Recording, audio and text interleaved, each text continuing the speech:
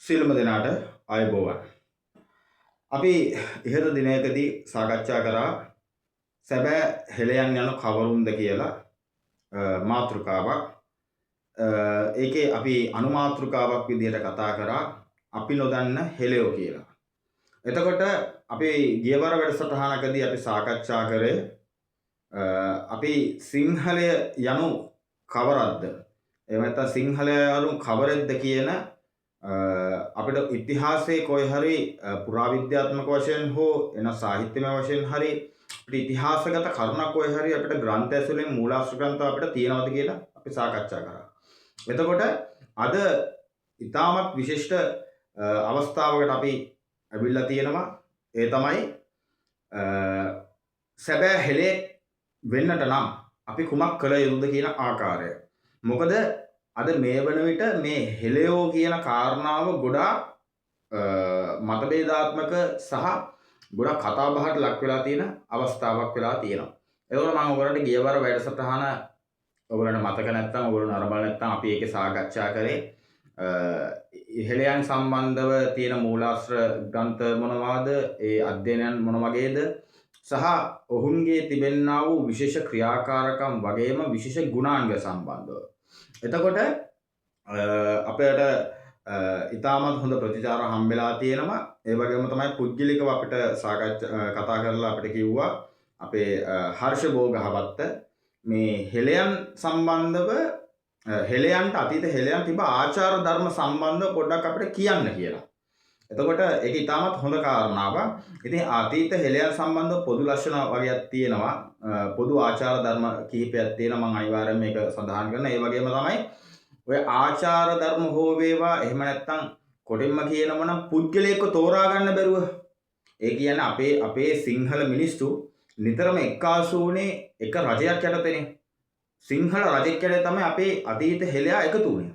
එතකොට ඒ හුරුව ඒ වගේම ඒ ආත්මීය මතකයන් ඒ වගේම තමයි ජානක පරම්පරාවලින් ගත්තහම අපේ මිනිස්සුන්ට යම්කිසි එක් හෙළයක් සිංහල රජෙක් තුල එකතු වෙන අවස්ථාව ඒගොල්ලන්ගේ තුල තියෙනවා. ඉතින් සිංහල රජෙක් නැත්තම් අද ඔබට එතකොට මොකද්ද කරන්න කියලා දැනුමක් නැත්තම් ඕගොල්ලන්ට සැබෑ හෙළේ දැන් Tamanට රජ වෙන්න පුළුවන් නේ. දැන් අපේ හෙළයෝ නිතරම Facebook එකේ කතා කරන්නේ, YouTube එකේ කතා කරන්නේ, ගිය තැන කතා කරන්නේ, අතන කතා කරනවා, මෙතන කතා කරනවා, මිනිස්සුන්ට අපහාස කරලා කතා කරනවා. ඒ සෑම තැනකම කතාවෙන් හොයන්නේ Tamanගේ රජෙක්නේ. එහෙනම් ඒ රජා ඔබ වෙන්න උත්සාහ කරන්න. පැහැදිලිද? හරි. එතකොට දැන් අද විශේෂ කාරණාවක් තියෙනවා මේ හෙළයන්ට. මම දැන් ඕගොල්ලන්ට ගියවර වැඩසටහනේදී සාකච්ඡාවේදී අපි කතා වුණා ඇමරිකාවෙත් ඉන්නවා හෙළයෝ. ඔස්ට්‍රේලියාවෙත් ඉන්නවා හෙළයෝ. හැමතැනම ඉන්නවා හෙළයෝ. මේ හෙළයන් අතරින් මේ අපේ මේ හෙළ භූමියේ ජනිත වෙච්ච මිනිස්සුන්ට තියෙනවනේ විශේෂ ගුණාංගයක්. විශේෂත්වයක් තියෙනවනේ යම්. එතකොට ඒ විශේෂත්වය තුලින් මම ඕගොල්ලන්ට නමක් යෝජනා කරනවා පුළුවන් නම්. මෙන්න මේ නම දාගෙන ඉස්සරහට යන්න. ඒ තමයි සුජාත හෙළපුතුන්. මේ සුජාත කියන්නේ මොකක්ද කියලා අපි සාකච්ඡාවට ප්‍රථම මම තරු සෙනවිරත්න විශ්වාරක සංවිධානයේ ප්‍රධාන උපදේශක භූත විද්‍යා පර්යේෂණ සම්බන්ධව කටයුතු කරලා තියෙනවා. ඒ වගේම තමයි නොපෙන් ලෝකයේ අදෘශ්‍යමාන ලෝකයේ අතර ගත්තහම UFO සක්වල සහ පිටසක්වල ජීවිත සම්බන්ධව පර්යේෂණ ගණනාවක් සිදු කරලා තිනවා ප්‍රායෝගික ගණන්. හරි. එහෙනම් අපි ඉදිරියට යමු. අපි මේ සාකච්ඡාවේදී අපි සාකච්ඡා කරන අවසාන භාගයේදී අපි සාකච්ඡා කරන්න බලාපොරොත්තු වෙන්නේ මේ හෙළයන්ට විශේෂ අපි දෙනවා දෙයක් අපේ බෞද්ධ ශිෂ්ටාචාරය තුළ බෞද්ධ දර්ශනය තුළ මේක පුළුවන් නම් අරගෙන ඉස්සරහට කන්ටිනියු කරගෙන ඔයගොල්ලෝ අරන් යන්න. අන්න ඒ අවස්ථාවේදී ඕගොල්ලන්ට මේකේ යම්කිසි ප්‍රගතියක් ආධ්‍යාත්මික ප්‍රගතියක් ආධ්‍යාත්මික පසුබිමක් ඕගොල්ලන්ට හොඳ ගුණ වගාවක යුතුව අරන් යන්න පුළුවන් හැකියාවක් තියෙනවා. සමා වෙන්න මට තව චූටි කතාවක් තියෙනවා කියන්න. මේ ගොඩක් මාව හඳුනන කට්ටිය මගෙත් එක්ක නිතර දුරකථනයේ සංවාද යෙදෙන කට්ටිය සහ මට එදිනදා ජීවිතේ හම්බෙන කට්ටිය කියනවා මේ තරු මේ උඹ මේ වෙනදට අපිත් එක්ක කතා කරනකොට වෙනස් අද ඔයා මේ ප්‍රෝග්‍රෑම්ස් කරනකොට වෙනස්. ඔයගොල්ලෝ ඔයා ගොත ගැහෙනවා, ඔයා කල්පනා කරනවා. ඔයාට ඇත්තටම කල්පනා කරන්න දෙයක් නැහැ. ඔයා මේ විනාඩියට වචන 60ක් විතර කතා කරන මිනිස්සෙ මොකද නිකන් මේ අතන මගදී මේ වගේ තත්වයකට මුහුණ දෙන්නේ කියලා. ඒ ඇත්තටම හේතුව ඇවිල්ලි වෙලා අපි නිතරම සාකච්ඡා කරලා හුරු වෙලා තියෙන සජීවී මිනිස්සුන්ට.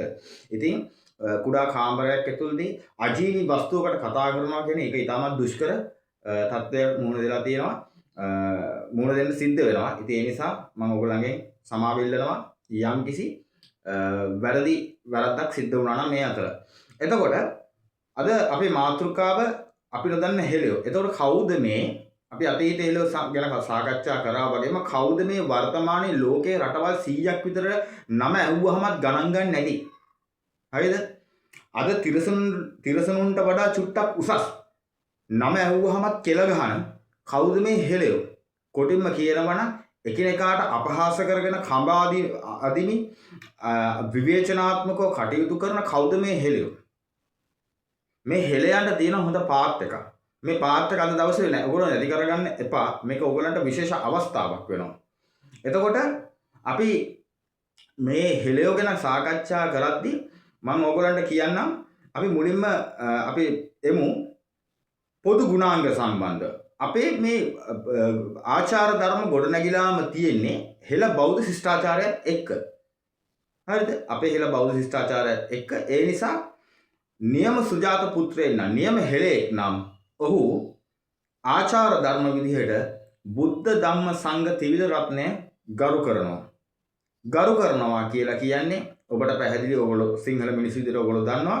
එතකොට අපේ ඒක සූක්ෂම විදිහට ආදිතම හෙළයා කවි වලටත් ඕක ඈඳලා තියෙනවා යంత్ర මන්ත්‍ර গুপ্ত විද්‍යාත්මක කටයුතු කරනකොට මේවට ආචාර ධර්ම යොදවාගෙන තියෙන අපි දන්නවා කවි වලින් තියෙනවා පළමුව බුදුන් වැඳ දෙවනුව දෙසු දහම් වැඳ තෙවනුව මහා සංඝ රුවන වැඳ පටන් ගනිමු මෙතුරුවන් වැඳ කියලා ඉවරලා ඒගොල්ලෝ පටන් ගන්නවා. එතකොට මෙන්න මේ වගේ බෞද්ධ ධර්මයත් එක්ක යන ක්‍රමවේදයක් තමයි. එතකොට ලෙච්චවි මල්ල රජදරුවන්ගේ කතා වස්තුවත් එක්ක ගත්තාම ඒ තුලත් අපේ ගොඩක් ආචාර ධර්ම තියෙනවා. නිතර හමු වෙන ස්වභාවයක් ඒගොල්ලෝ තියෙනවා. නිතර සාකච්ඡා පවත්වන සාමයෙන් යුතුව කටයුතු කරන අපේ අතීතයේ දාපු නීති සහ රීති වලට ගරු කරනවා. ඒ වගේම ඒවා වෙනස් නොකර ඉදිරියට අරන් යන ස්වභාවය මේ අතීත හෙළියා ගාව තිබ්බා. ඒක අපිට වර්තමානයේ මේ වන විට අද අපෙන් ගිලිහිලා තියෙනවා. අද කොටින්ම කියනවා නම් සංවිධානයක් ගොඩනැගුවත් ඒ සංවිධානයට මිනිස්සෙක්ව ගෙන්න ගන්න අපි කොච්චර දුක් විඳිනවද කියලා මේ සංවිධානාත්මක කටයුතු කරන මේ ජාතික මට්ටමේ සංවිධානාත්මක කටයුතු කරන අපේ කට්ටිය දන්නවා. අපේ මිත්‍රයන් දන්නවා. ඉතින් එම නිසාවෙන් ඕගොල්ලෝ පුළුවන් තරම් මෙවැනි ආචාර ධර්ම තුල සිටින්නට ඕනේ. මම ඕගොල්ලන්ට යෝජනා කරනවා ඉතාමත් යහපත් දෙයක්. ඒ තමයි ඕගොල්ලන්ට නිසියාකාරව ආචාරම ධර්ම තුල සිටගෙන නිවැරදි හෙළියෙක් විදිහට ගමන් කරන්නට අවශ්‍යයි නම් මම ඕගොල්ලන්ට සූත්‍ර දේශනා වර්ග 3ක් මම ඕගොල්ලන්ට කියනවා. ඒ තමයි මේක මතක තබා ගන්න. මේක මාධ්‍ය තුලින් ඕගොල්ලන්ට ප්‍රථම වතාවට මේ හෙළ කියන concept එක තුල ඉස්සරහට යන්න ඕන නම් මේ ප්‍රකාශය අපි කරන ප්‍රථම වතාවට. එතකොට මේ තථාගතයන් වහන්සේ දේශනා කරේ ප්‍රථම වතාවක් නෙමෙයි. මේක මගේ දේශනාවකුත් නොවේ. ඒ වුණාට මේ හෙළියෝ සන්නද්ධ වෙච්ච තැනක් තියෙනවානේ. හෙළියෝ එක්කාසු වෙච්ච තැනක් තියෙනවානේ. මේ හෙළියන් එක තැනකට එක්කාසු කරගන්න පුළුවන්. ඕගොල්ලෝ මහා මංගල සූත්‍රයේ කරුණු තියෙනවා 38ක්. මේ සම්බන්ධව මම කියන්නේ මේ මහා මංගල සූත්‍රයේ තියෙන කරුණු ඕගොල්ලෝ ඉස්සෙල්ලා අංකයකට අධ්‍යයනය කරලා බලන්න. රිසර්ච් එකක් විදිහට අධ්‍යයනය කරලා බලන්න ඕගොල්ලන්ට කොච්චර ගැළපෙනවද කියලා මේක. එතකොට මේ මහා මංගල කරුණු ඇතුළත් මේ සූත්‍ර දේශනාව ඕගොල්ලෝ ඇසුරු කරගත්තාම මේ හෙළය ඔටෝමැටිකලි ගොඩ නැගෙන්නේ නැද්ද කියලා ඉවරලා ඕගොල්ලන්ට යම් බුද්ධියක් තියෙනවා නම් ඕගොල්ලන්ට වටහා ගන්න පුළුවන් හැකියාවක් තියෙනවා. අපි දෙවන කාරණා විදිහට අපිට සාකච්ඡා කරගන්නට පුළුවන් කාක සූත්‍රය. කාක සූත්‍රය මගේ තථාගතයන් වහන්සේ දේශනා කරලා තියෙන කාක්කන්ට නොවේ. එතකොට කාක්කන්ට තියෙන ගුණ සහ අගුණ කියන දෙකොට්ටාසෙම මගේ තථාගතයන් වහන්සේ දේශනා කරලා තියෙන කරුණු 12ක්. ඒකෙන් දෙකක් කාක කියන සත්වයාට තිබෙනා වූ විශේෂ ගුණාංග. තමන්ගේ කෙනෙක්, තමන්ගේ මිත්‍රයෙක්, තමන්ගේ රැහේ කවුරු හරි පුද්ගලයෙක් මේ තවත් සත්වයෙක් අනුතුරකටපත් වුණාම අනික් කට්ටිය සියලුම දෙනා වට වෙලා ඒ කාක්කව බේරා ගන්නට කෑ ගහන ආකාරය, එයාව බේර ගන්න උපරිම උත්සාහ දරන ආකාරයක් තියෙනවා. ඒ එක හොඳ පුරුද්දක්. අනිත් පුරුද්ද තමයි යම්කිසි කෑමක් හම්බුනහම ඒ කාක්කෝ එක කාක්කේ සමහරක් වෙලාවට දකින්න අපි කෑම එහෙම දෙනකොට එතකොට අනිත් කාක්කන්ටත් කතා කරලා අඬහැරයක් යවලා තමයි මේ කාක්ක ප්‍රථම ආහාර වේල ලබා ගන්න. තේරෙනවද? ඒ කාක්කන් සම්බන්ධව තියෙන හොඳ ගුණාංග දෙකක් තියෙනවා. තවත් ගුණාංග 10ක් තියෙනවා. ඒවා නොහු ගුණ. තේරෙනවද? දැන් මේවා ඇතුලේ මොනවද තියෙන්නේ කියලා මම ඕගොල්ලන්ට සොයලා කියන්න ඕනේ. මේක කියන්න යන්නේ නැහැ. මොකද ඒකට හේතුව ඇවිල්ලා මේ සියලුම කරුණු සම්බන්ධව සාකච්ඡා කරනකොට ඕගොල්ලන්ට මේ වැඩසටහන් බෝරින් වෙන්න පුළුවන් හැකියාවක් තියෙනවා. එතකොට ඕගොල්ලෝ මේ සම්බන්ධව අධ්‍යයනයක් විදිහට මම කරන්න. මේ බණක් විදිහට ඕගොල්ලෝ අහන්න එපා. අංකයකට මේක ඕගොල්ලෝ බණක් විදිහට අහන්න එපා. හෙළය කාට හරි ගොඩනගන්නට අවශ්‍යතාවයක් තියෙනවා නම් මෙන්න මේ හෙළය ගොඩනැගීමේ පිණිස මෙන්න මේක අපි අධ්‍යයනය කරන්න. අධ්‍යයනය කරනවයි බණ අහනවයි කියන එක දෙකන්නේ යාළුවා. එතකොට ඕගොල්ලන්ට පුළුවන් හැකියාවක් තියෙනවා මේ සම්බන්ධ අධ්‍යයනයක් කරන්න. එතකොට දැන් මම ඕගොල්ලන්ට සූත්‍ර දේශනා දෙකක් මම ඕගොල්ලන්ට කිව්වා. එතකොට මහා මංගල සූත්‍රය, කාක සූත්‍රය. අනිත් සූත්‍රය තමයි වසල සූත්‍රය. මේ වසල සූත්‍රය කියන්නේ තථාගතයන් වහන්සේ දේශනා කරනවා කුලයෙන් උසස් නොවන පහත් මට්ටමටපත් වෙන්න පුළුවන් හේතු කාරණා කිහිපයක් සම්බන්ධව. එතකොට මට මතකයේ විදිහ තථාගතයන් වහන්සේ වසලෙක් වෙන්න පුළුවන් හේතු 16ක් පෙන්නනවා. ඒක මට වැරදීමක් සිද්ධ වුණා නම් කොතනකරි කවුරු හරි නිවැරදි කරන්න. එතකොට මේ කරුණු 16 වසලෙක් වෙන්න පුළුවන් කරුණු 16 මොකක්ද කියලා ඕගොල්ලෝ අධ්‍යයනය කරන්න. එතකොට ඕගොල්ලෝ විදිහින් ස්වයං ගවේෂණයක් කරන්න, ස්වයං කටයුතු කරන්න, ස්වයං බුද්ධියට පාවිච්චි කරලා බලන්න මම කොච්චර දුරට වසලේද කියලා. මගේ වසලකමක් තියෙනවා නම් මගේ වසලකම කොතනද තියෙන්නේ කියලා ඕගොල්ලන්ට අධ්‍යයනය කරන්න පුළුවන්. දැන් මේ ප්‍රශ්නේ තියෙන්නේ අපේ මිනිස්සු මහා වංශය ගැන කතා කරනවා. අපේ මිනිස්සු බුදුන් උපන්නේ කොහෙද කියලා සාකච්ඡා කරනවා. හැබැයි ත්‍රිපිටක ග්‍රන්ථය අතින්වක්වත් අල්ලන්නේ නැහැ. ත්‍රිපිටකයේ මොනවද තියෙන්නේ සඳහන් වෙන කරුණු මොනවදක්වත් කියලා දන්නේ නැහැ. ඉතින් මේ හෙළ කියන concept එකේ යන්න බලාපොරොත්තු වෙන කට්ටිය, එකිනෙකාට කඹැද ගන්න කට්ටිය පොඩ්ඩක් හොයලා බලන්න වසලය කියන්නේ කවුද කියලා. මට අදහසක් තියෙනවා මේ වසලය කියන්නේ කවුද? මේ කාක සූත්‍රයට අනුකූලව ගත්තන් පස්සේ මේකේ වැඩි හරියක් මේ හෙළ කියන කොට්ටාසේ ඉන්න කට්ටිය තමයි මේක වැඩි හරියක් තියෙන්නේ රෝගයක් විදිහට. තේරෙනද? මේ හෙළ කියන්නේ මේ කාගේවක සන්හමයක් නෙවෙයි. මේක මේ කාගේවක බ්‍රෑන්ඩ් එකක් නෙවෙයි. දැන් බලන්නකෝ හෙළ කියලා කිව්වෙන් පස්සේ පිරිසක් යනවා අංගම්පොර පැත්තේ. අංගම්පොර කාරෝ ගාවට යනවා.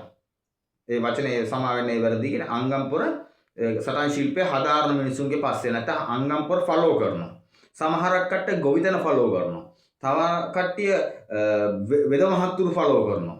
එතකොට සමහර කට්ටිය භාවනා කරන කට්ටිය ෆලෝ කරනවා. සමහර කට්ටිය රාවණාව ෆලෝ කරනවා. මේ කිසිම තැනක් වැඩක් නැහැ ෆලෝ කරලා Tamanට මේ කියන ගුණාංග නැත්තම්. ඉතින් මේ කරුණු සම්බන්ධව අධ්‍යයනයක් කරලා බලන්න ඕගොල්ලන්ට මම ලබා දෙන මහා නිධානයක් තමයි මේක. එතකොට ඇත්ත වශයෙන්ම මම ගෙවල වැඩසටහනේ මම ඕගොල්ලන්ට මම කිව්වා පොරොන්දුවක් වුණා අපි වර්තමාන හෙළයන්ගේ ආගිය තොරතුරු ඒ වගේම අජරාමර කියන වචනයක් මම කිව්වා. හරිද? ඒ තොරතුරු අපි සම්බන්ධව සාකච්ඡා කරමු කියලා ඇත්තටම මම මේ වැඩසටහනදී මම තීරණය කරා අනුන්ගේ කුණ ගොඩවල් වැඩක් නැහැ කියලා අපිට. ඒ නිසා අර පුද්ගලයා මෙහෙම කරා මේ පුද්ගලයා මෙහෙම කරා මේ පුද්ගලයෝ මෙහෙම කරනවා අපි මෙහෙමයි කියන කතාව අපි කියන්න නිතරම උත්සාහ කරන්නේ නැහැ. මට අවශ්‍ය වෙන්නේ මේ රටට මේ ජාතියට යම්කිසි පණිවිඩයක් ලබා දෙන්න විතරයි. නැත්තම් මේ මාධ්‍යයක් තුලින් මම උත්සාහ කරන්නේ තරහකාරව ඇති කරගන්න. සමහර කට්ටිය හරි උත්සාහ කරනවා මේ Tamanට කැපී පෙනෙන්න කටයුතු කරගන්න. ඇයි කැපී පෙනෙනවනේ මේ කවුරු හරි බැන්නොත් තේරෙනවද? ඉතින් මම කාගෙන්වත් බැනුම් අහන්න බලාපොරොත්තු වෙන්නේ නැහැ. බැන්නත් මට ඒක ඇති ප්‍රශ්නයක්වත් නැහැ. හොඳට මතක තියාගන්න ඕනම තැනකින් ඇනුම් බැනුම් ගැරහුම් චෝදනා යෝජනා කීර්ති ප්‍රශංසා මට හම්බුනොත් මම ඒක තුල කිසිම අවස්ථාවක සැලෙන්නේ නැහැ. මොකද මම මගේ තථාගතයන් වහන්සේ පෙන්වන මාවල් තුල ගමන් කරන උත්සාහ කරන මිනිස්සෙක්. එතකොට මෙන්න මේ අවස්ථාවේ මට තථාගතයන් වහන්සේගේ එක තැනක හම්බ වෙනවා මේ අපහාස උපහාස ප්‍රීති ප්‍රශංසා කියලා කියන්නේ හරියට නිකන් නරකෑ ගහනවා වගේ කියන තත්වයක්. මේ තථාගතයන් වහන්සේගේම ධර්මයටත් වඩා මම අවබෝධ කරගත්ත දෙයක් තියෙනවා මේ නරකෑ ගහනවා වගේ. ඒකෙන් දැන් බලන්නකෝ එහා කන්දේ ඉන්න නරිය හූ කිව්වහම මෙහා කන්දේ ඉන්න නරිය හූ කියනවා. එතකොට මේ කන්දේ ඉන්න නරිය දන්නේ නැහැ ඇයි එහා කන්දේ ඉන්න නරිය හූ කියන්නේ කියලා. එතකොට මේ සියලුම දේවල් මේ මොන දේ වුණත් අපිට හොඳක් කතා කරත් නරකක් කතා කරත් සියලුම දේවල් සතියයි. සියලුම දේවල් සතියයි. අර ප්‍රභාකරන් කියෝ වගේ සති දෙකයි නා අපි මේකට කියනවා සතියයි කියලා.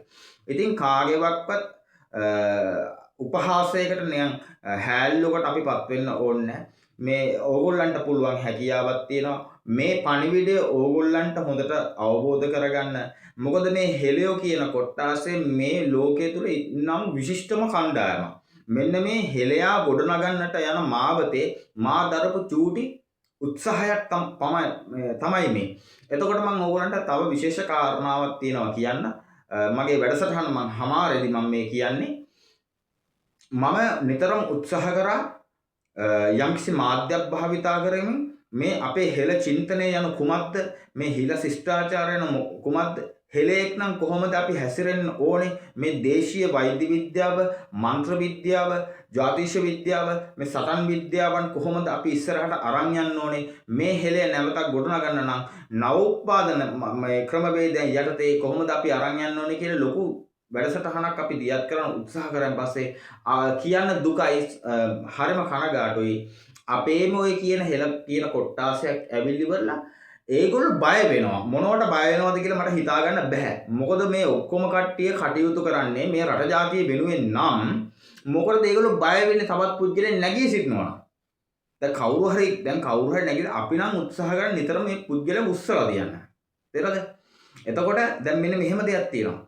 හොඳට අවබෝධ කරගන්න සමහර කට්ටිය දැන් බැරි හරියම දේශපාලඥයා සමහර කට්ටිය ඉන්න මුදල් උපයීමේ අවශ්‍යතාවය තුල මේ ජාතික මට්ටමේ මේ හෙළයෝ ගැන කතා කරනවා වැඩිපුර සිංහලකම ගැන කතා කරනවා මේ කාගේවක බ්‍රෑන්ඩ් එකක් නෙවෙයි.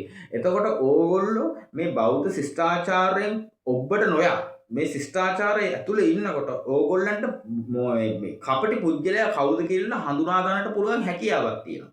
දැන් එතකොට ඔන්න ඔය වගේ ආකාරයෙන් තමයි අපි මේ අපි නොදන්න හෙළයෝ කියන මාතෘකාව අපි අවසන් කරන්නේ මතක තියාගන්න හෙළයන් ගැන ලෝකේ කිසිම තැනක නෝට් එකක් නැහැ මූලාශ්‍ර ග්‍රන්ථයක් නැහැ හෙළයෝ ගොඩ නැගුණේම හෙළයන් එකතු වුණේම බෞද්ධ ශිෂ්ටාචාරය තුළ බෞද්ධ ශිෂ්ටාචාරයේ බෞද්ධ මගේ තථාගතයන් වහන්සේ දේශනා කරපු ධර්මයේ තුලින් තමයි මේ හෙළයෝ කියන එක මේගොල්ලෝගේ ආචාර ධර්ම කියන එක ගොඩ නැගුණේ.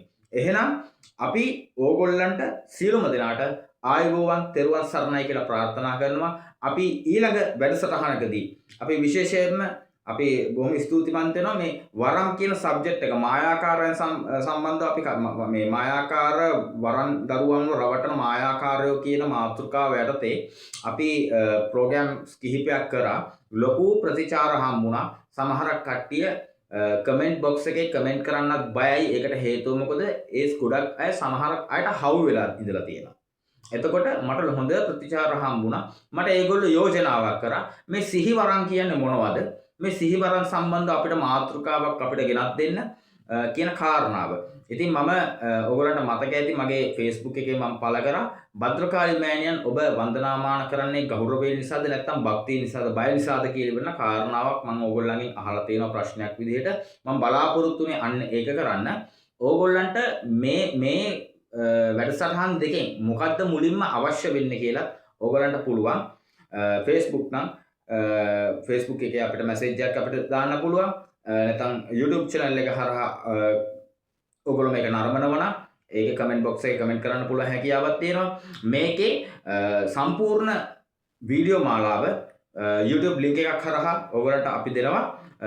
YouTube එකත් ඔයගොල්ලන්ට පුළුවන් subscribe කරන්න. මොකද අපිට මේක කොච්චර දිග වෙනවද කියනක නෙවෙයි මෙතන තියෙන වැදගත්කම. මේ අපේ මාතෘකා කොච්චර දිග වෙනවද කියන එක වැදගත්කම.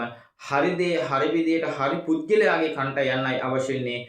සියලුම දෙනාට වැදගත් පුද්ගලෙක් ඉන්නවා නම් ඔහු මේක ශ්‍රවණය කරයි. එහෙනම් මාගේ සතුරෝද මිතුරෝද ධර්මය අසත්වා කියලා මා අද ඔබෙන් සමුගන්නවා. සියලුම දෙනාට දෙවනවටත් ආයුබෝවන් තෙරුවන් සරණයි.